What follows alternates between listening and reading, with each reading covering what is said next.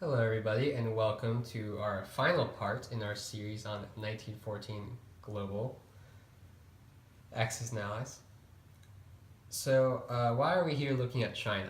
Well, this final part is on an optional rule that you can add on to the global rules, kind of like a variant, well, a variant of a variant.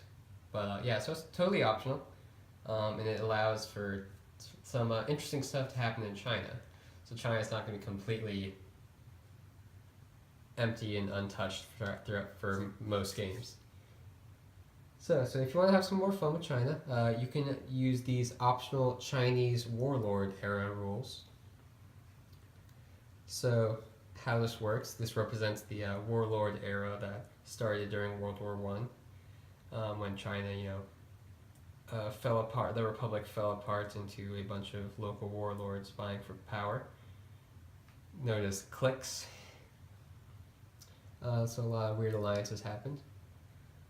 So this rule works that at the beginning of round 4, 1917, if China has not been invaded, so it's the same round that tanks in the United States joins. So round 4 is pretty important for the whole game. But yeah, so if China has not been invaded, so none of the territories has been invaded, and it's still neutral, then it will now join the war, but it will be divided among the many different factions. So the great powers supporting these factions are going to use their units and their control markers to represent these factions in the game. So before Austria starts their turn on the 4th round, the Chinese territories are going to be set up as follows. So Manchuria is going to be Russian, and they're going to get an infantry and an artillery. Germany, they're going to get Canton, they're going to get Yunnan-Fu, and they're going to get Chongqing. And they're going to get an infantry and artillery on Canton,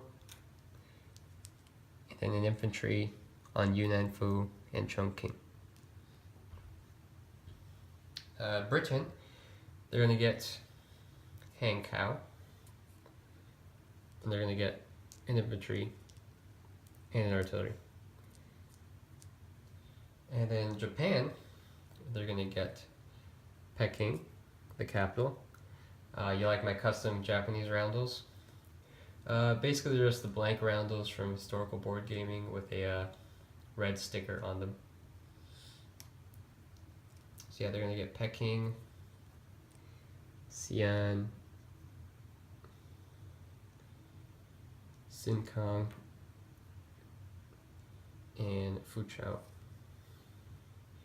They're going to get an infantry and an artillery on Peking, an infantry on Xi'an, and an infantry on Fuzhou.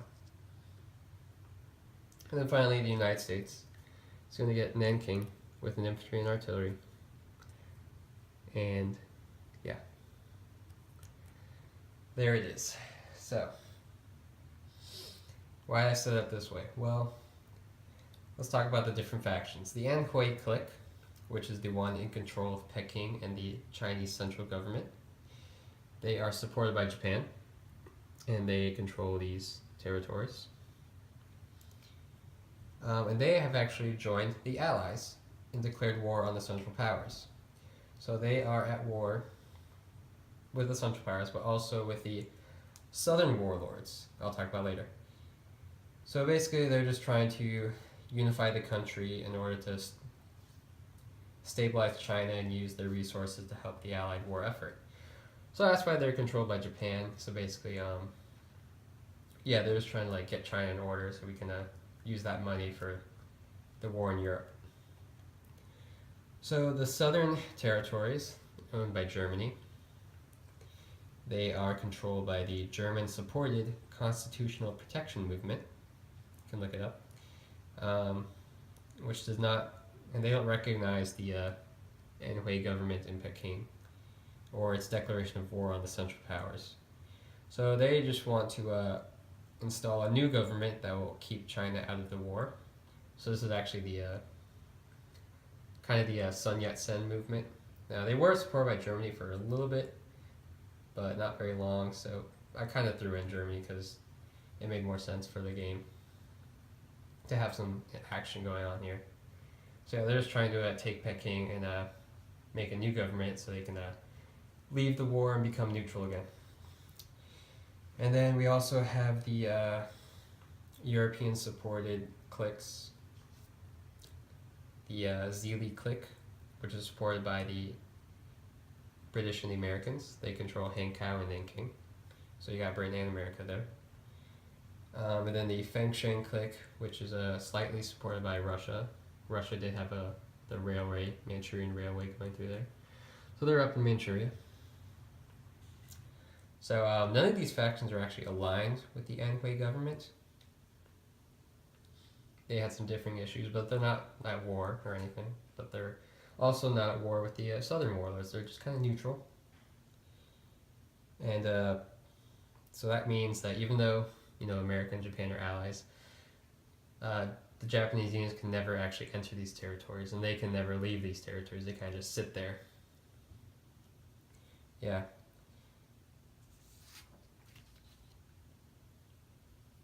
So yeah, that's the factions.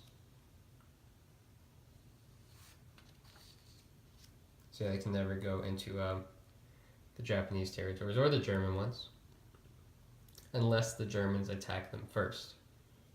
Or if Germany takes Peking, then these three factions are going to be, or these three territories are going to become unneutral. They're going to be activated and they can attack Germany then and help Japan at that point. Only if Germany attacks them first or if they take Peking. So let's see. All the units in China, they're going to move and do combat and mobilize during the regular powers turn. So during Germany's turn, the German units are going to move. So basically on every turn, each power with the territory in China can purchase up to one unit that will be mobilized in China. So this represents like them sending funds, like the great power sending war materials and funds to these factions. So you can buy one unit. It doesn't have to be an infantry. You could send them a tank or a plane if you really want to, but no naval units because there's no naval bases. But yeah, you could send them some tanks and planes if you really want to, but maybe that money would be better spent elsewhere. But hey, if you want. So yeah, the thing about the mobilization is that only the power controlling China's capital, which is currently Peking, so controlled by Japan. So only they can mobilize units in China. The only exception to this rule is going to be the Germans. So they're allowed to mobilize units in Canton, only Canton. Unless they take Peking, then they can mobilize units in Peking.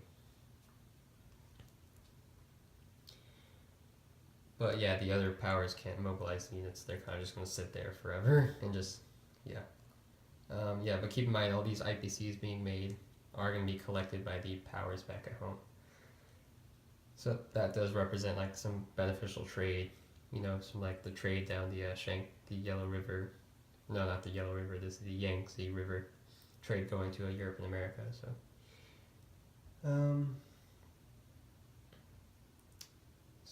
that's the mobilization rules. So the last rule would probably be the neutrality rules.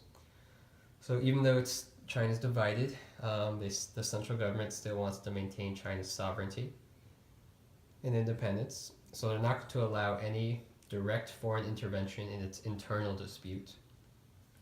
So basically that means allied units outside of China. So basically any units that aren't in the starting setup or are not mobilized in China. So for example, this guy in Korea, they're not allowed to enter China at all. They cannot move into any original Chinese territory, no matter who controls it. So even if the Germans come and take Manchuria, the Korean guy cannot go up there. So yeah, because that'd be violating their sovereignty. Also, to go with that, it's kind of a two-sided thing. The units in China, they're preoccupied with this internal dispute, so they're not allowed to leave China either. So these Russian units cannot move into Russia and help out Russia. The Japanese units can't be picked up by a boat and sent to who knows where. So yeah, they kind of have to stay in China, including they cannot enter even the European concessions. So Japanese can't move from here into here. The Germans can't take any of these. They can't enter Shanghai either. It's a neutral. So yeah, not allowed to enter any of those territories either, or the Himalayas. So yeah.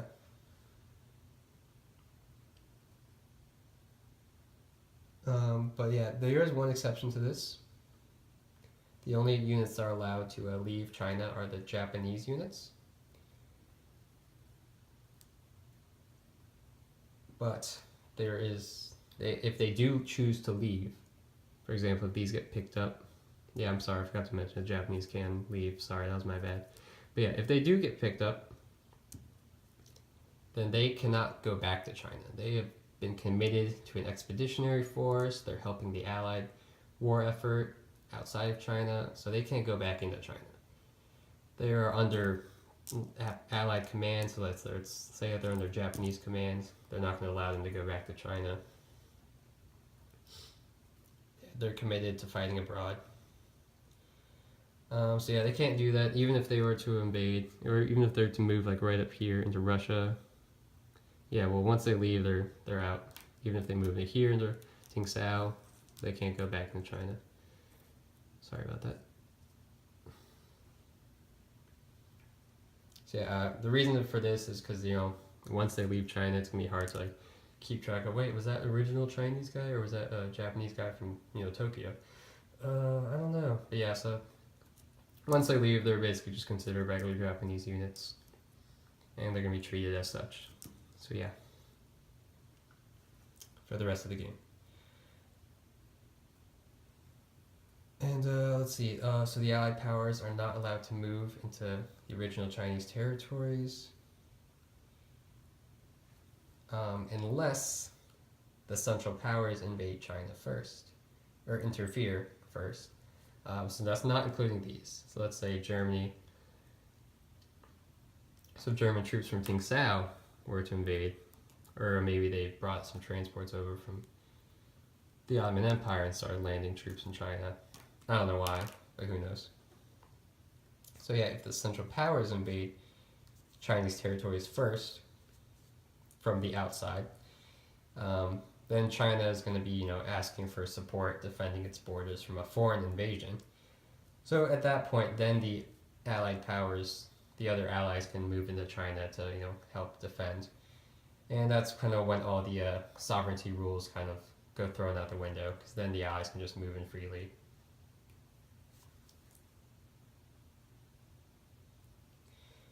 And yeah, so also and if the Central Powers were to invade China, then these units can all be free and just leave China without having to worry about coming back or anything. So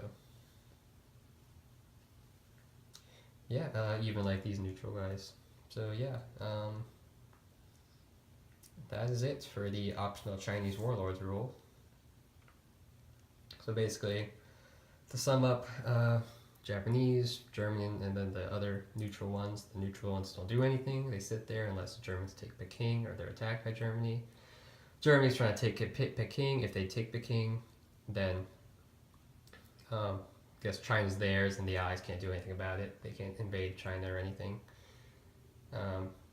Japanese are trying to kick out the Germans and take all this money so they can help their home economy. And yeah, so that's basically it. You can mobilize one unit at a time. So it's going to be a pretty slow back and forth, but yeah, who knows what could happen. Adds some interesting possibilities to the game. So hope you enjoy this variant. Let me know what you think. Please like if you like the video. Comment on your thoughts, anything, and please feel free to subscribe to see more videos. And this is the end of the Global 1914 series for now, I think. I don't know what else I'll be doing. Who knows? Never say never. Alright, see you next time. Bye.